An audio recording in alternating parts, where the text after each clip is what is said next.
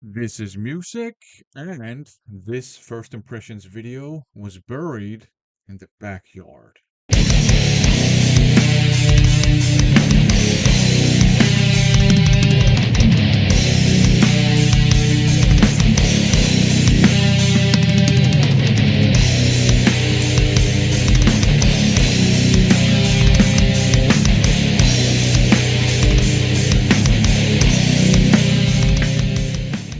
It wasn't buried in the backyard. That makes absolutely no sense. Come on. Anyways, welcome to another first impressions video.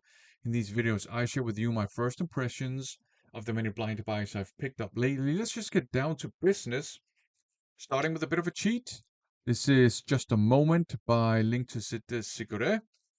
And it's a bit of a cheat because before I gave this a listen, I was already familiar with a bunch of the songs on it, but I had never owned a copy of this album before, and I had never listened to it, from the beginning to the end. So there's a bit of an element of first impressions, I would say. So this alternative rock with, I would say, quite clear inspiration from 90s alternative rock, but there's also an element of noise rock to this. There are some progressive elements too. Some people have even argued that you got math rock elements on here. Maybe, I don't know, whatever. Um, but it's great stuff. It's really awesome alternative rock. Um, the drumming is very dynamic, and at times the songs sound kind of chaotic and frantic because of the dynamic drumming and also because of the occasional use of dissonant chords. The drummer is and it won't take you long to realize that he's actually a very skilled and technically proficient drummer, and the chaos is definitely by design. The vocals might be an acquired taste. He sings with in a high-pitched voice, and he's not afraid to go into crazy screams. So that might be an acquired taste, might be a little bit challenging, but I think it fits the music very well. The bass is awesome. It has just a big fat bottom to it, and it's mildly distorted in places. The bass basically ties everything together here. And the bassist does backing vocals, and she has kind of an unpolished and raw and vulnerable sounding voice, which also fits the overall musical impressions or whatever very, very well. This is excellent alternative rock. If you're interested in alternative rock, Link to Sitte Sigure, it's a band that's definitely worth just giving a chance.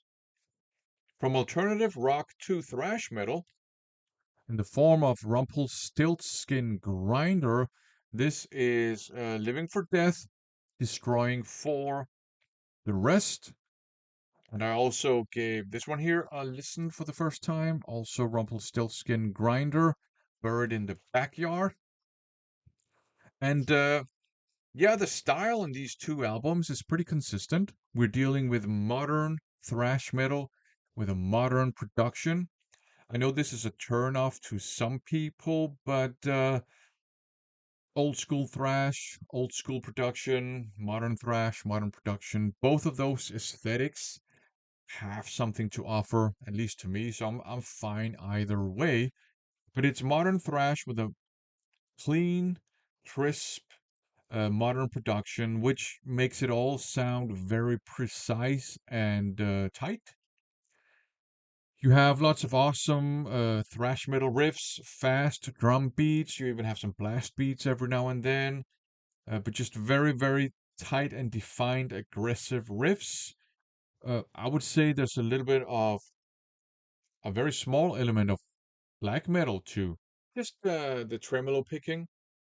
It's by no means a black and thrash metal album or anything like that. It just sounds like they listened to some black metal and they thought, hey, we can do some tremolo picking too. Sounds pretty cool. Let's try and do it. So, I think you know what I mean. Uh, Excellent stuff.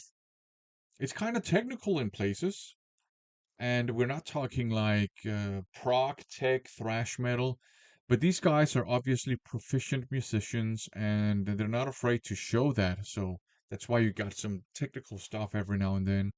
You also have some surprisingly melodic bits, which I actually appreciate.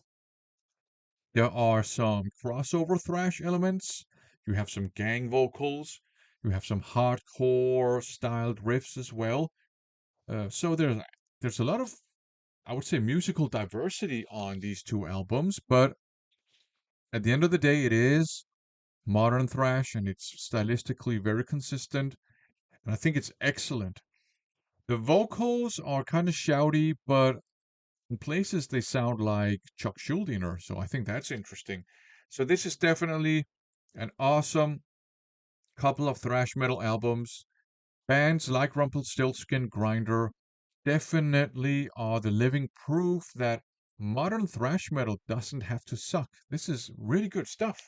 And I don't see a lot of people talk about Rumpelstiltskin Grinder in this metal community, vinyl community, physical music media collecting community, whatever we want to call it. So there you go. Check out Rumpelstiltskin Grinder if you like some thrash metal. Okay, from thrash to hard rock, Smith and Cutson, Better Days, and Nights. So this is, I don't know, this is kind of an extended EP, I guess. Half of the songs are studio songs, and the other half are live tracks. Well, you have 9 tracks altogether, so, it can't be 50-50, but there are 4 studio songs on here, and then 5 live songs. Now, this to me is perhaps the finest blues-based hard rock project around these days. It's absolutely fantastic. You have just great bluesy vibes to the songs, but also some punchy riffs, excellent bluesy guitar solos, but also kind of hard rocky. And some of, I assume it's Adrian Smith solos on this one actually remind me a little bit of the more melodic solos on Somewhere in Time. I mean, this doesn't sound like Iron Maiden at all, but there's just this small connection. Maybe I'm just making it up in my head. Who knows? Also, both Richie Kotzen and Adrian Smith have just awesome and unique voices. And I think they sound very different from one another. So the fact that you have both guys singing, that just makes it all really interesting. I lean a little bit more towards Adrian Smith's voice. I think he has a great bluesy voice, but so does Richie Kotzen. I think the studio songs are great. I think the live songs sound pretty good too. I'm not a big live album guy, but the live songs on here sound great. And I do think this is one of the best blues based hard rock projects around. From blues-based hard rock to sleazy glam metal, this is the Rat, the Atlantic Years box set on CD. There's also a vinyl version of this box set. I picked this one up because I found it in a record store called Mint Records, super cheap. I have, apart from this one here, Detonator. I didn't have this one and I had never heard it before. That's why I picked up this box set. I had all the other albums already on vinyl, so I was pretty familiar with them. And that's why I didn't buy the vinyl box set because I already had most of them. So why buy an entire box set to get just one album on vinyl? And this CD box set was so cheap that it was cheaper than buying just one copy of the vinyl version. So that's why I picked it up. So so yeah, we're talking the Detonator album, and as you can see, I don't know, yeah, I think you can see that there. I just added my own Nakaoka CD sleeves just to protect the CDs. So I had never heard this one before, and I expected it to be a case of yet another glam metal band in the early 90s trying to follow the trends of the 90s rock scene. A lot of glam metal bands at the time changed to alternative rock. Some of them changed to more like bluesy hard rock, which I always thought was interesting because that was not trendy either at the time. Some of them went in a heavier, groovier direction. But this one here sounds like all the other Rat albums in this box set. Just unadulterated, sleazy glam metal with some bluesy elements to be sure, but also your kind of, I guess, like typical late 80s glam metal styled riffs. And I'm not saying that Rat kind of ripped a lot of other glam metal bands off because they kind of pioneered that style. They were among the pioneers. So, uh, great guitar solos, awesome sound to the guitar. Uh, love the vocals.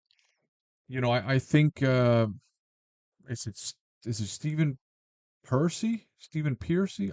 Pierce? I don't remember actually, but I think he's the epitome of the glam metal vocalist. Much better, in my opinion, than Vince Neil. Um, kind of similar style of singing, but I just like this guy's voice much better. It's bratty, it's snotty, and just fits this kind of sleazy and definitely politically incorrect approach to fun hard rock. Because you have some great songs on here, and I was positively surprised that it's straight up glam metal. So I would say, I mean, this box set, I'm so happy I picked it up. It was really cheap, and I don't know yet whether I'm gonna pick up Detonator on vinyl. For the time being, I'm pretty happy with it on CD. So yeah, excellent stuff. Definitely, I mean, it's worth checking out. It's a great glam metal album. So there you go. We had some alternative rock, some thrash, and some bluesy hard rock. I liked all of these releases, and I can vouch for them all. But as always, check them out on your own. Thanks for watching.